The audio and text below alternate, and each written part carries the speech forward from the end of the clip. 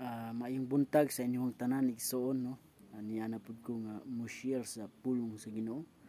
Kay nindot jud kaayo igsoon kung naa tay Ginoo sa atong kinabuhi kay nganuman ang Ginoo igsoon naay mo remind nato, naay muhatag nato ga wisdom, knowledge. Ang Ginoo igsoon tinud dili nato siya makita pero pinaagi sa atong buhati niya, pinaagi nga kita nagatuman diha sa iyang kabubuton igsoon. Ang Ginoo may miyaon nato kay ingon niya dito igsoon sa diha ang gidawat nato siya. Ingon niya dito sa First Timothy kapitulo 4 bersikulo 11 igsoon no, command and take these things no.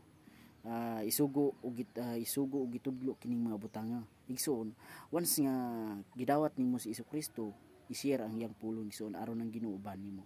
Ayaw baliwala ang pulong sa Ginoo igsoon kay kana mao kanay mo hatag kanato kadaugan kaluwasan kinabuhing walay katapusan.